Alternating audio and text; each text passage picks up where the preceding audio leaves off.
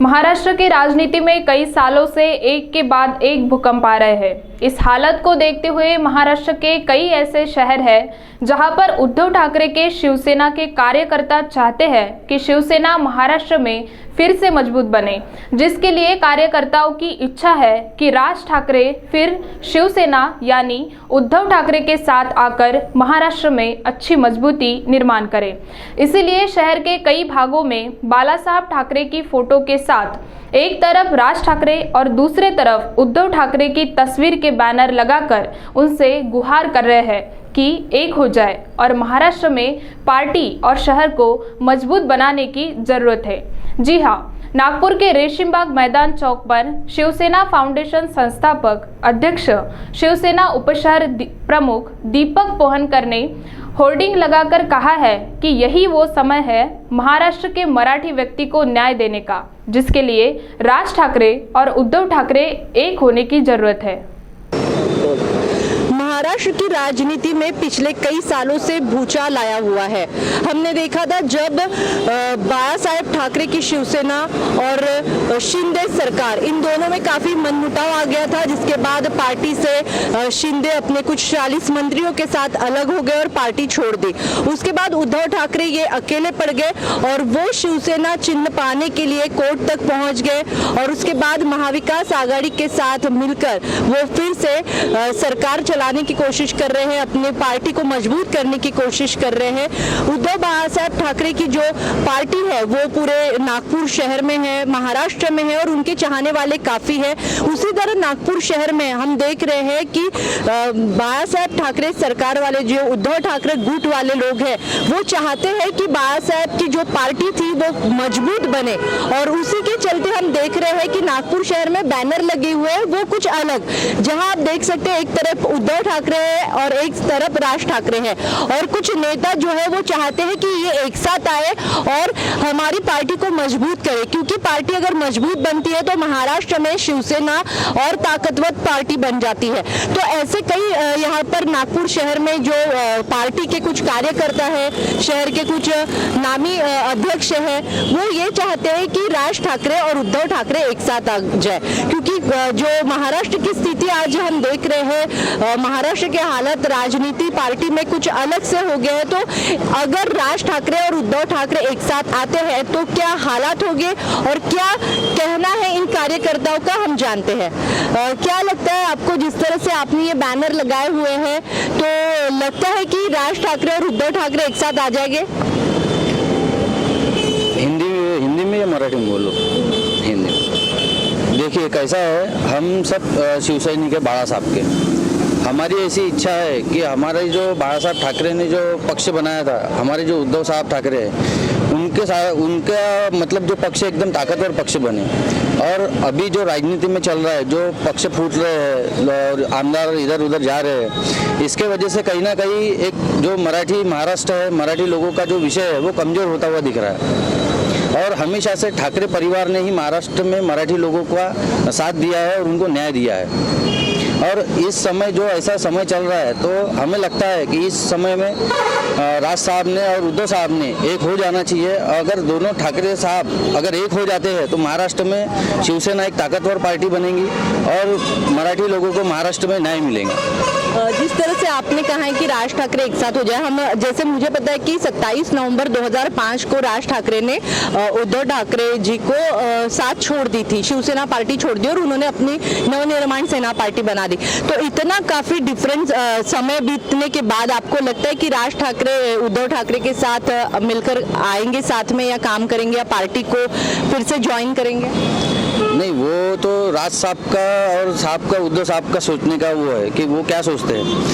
लेकिन हम शिवसैनिक होने के नाते हम तो यही सोचते हैं कि हमारे साहब उद्धव साहब, बाला साहब ने जो हमारा शिवसेना पक्ष बनाया है वो अंतिम तक, जब तक हम जीवंत है तब तक वो पक्ष चले और वो पक्ष मजबूत होना, उसके लिए हमको जो उचित लगता है हम वो उसकी एक प्रकार से हम निवेदन बोलो या हमारी एक मांग बोलो, या जैसे हम हमारे नेता को ये कर रहे हैं कि आप सोचिए इस बारे में, ताकि अपना संगठन मजबूत हो और एक ताकतवर मजबूत संगठन तैयार हो।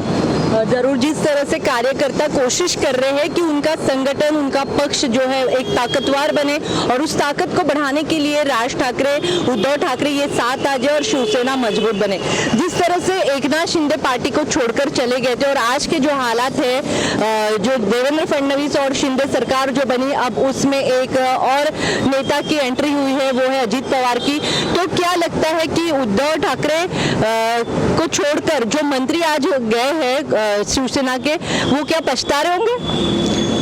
वो 100% पछता रहे होंगे, क्योंकि शिवसेना का इतिहास रहा है कि शिवसेना के साथ में जिसने भी विश्वासघात किया है वो कभी टिका नहीं।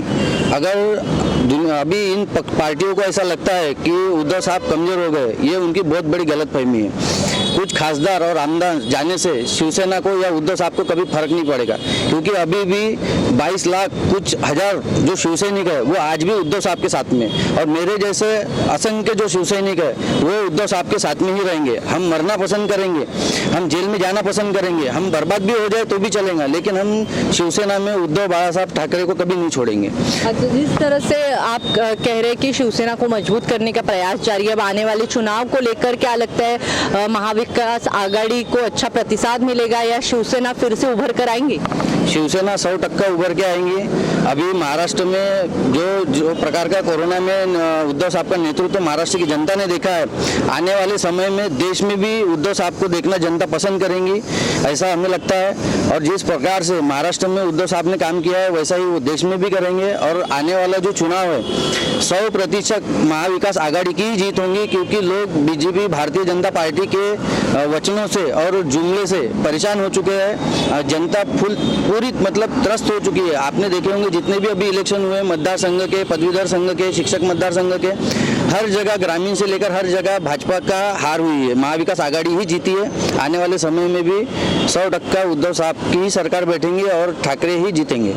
जिस तरह से, एक मेरा आखिरी सवाल यह है, जिस तरह से आप चाहते हैं कि राज ठाकरे पार्टी में आ जाए, अगर शिंदे के कुछ मंत्री या शिंदे फिर से अगर पार्टी में लौट कर आते हैं तो क्या लगता है कैसे हालात होंगे शिवसेना के, बाला साहेब ठाकरे वाले?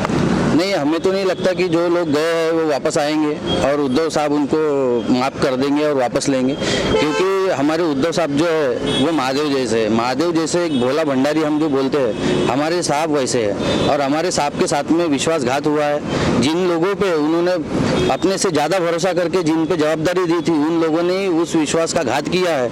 ऐसे में उद्धव साहब कभी भी इन लोगों को माफ़ करेंगे नहीं, इनको पक्ष में लेंगे नहीं, और इनकी अभी इस पक्ष में कोई ज़रूरत भी नहीं है। हमारे उद्धव साहब, आदित्य साहब, हम लोग सक्षम हैं और शिवसैनिक है, तो कुछ मतलब चिंता करने की जरूरत नहीं है। जीत शिवसेना की होंगी। इस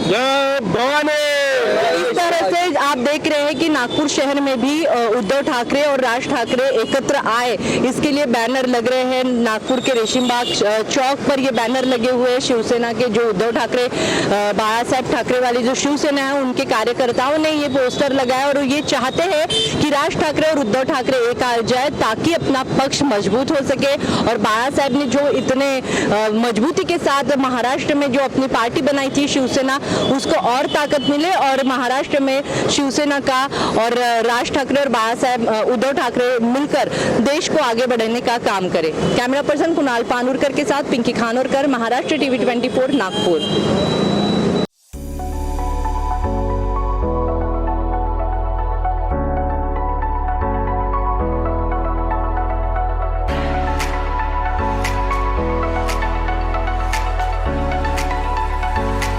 इस शादी सीजन पर सचिन लाइफस्टाइल आपके लिए लेकर आया है शादी के लिए कपड़ों की भरपूर variety, wedding collection, kids collection, ladies wear, gents wear.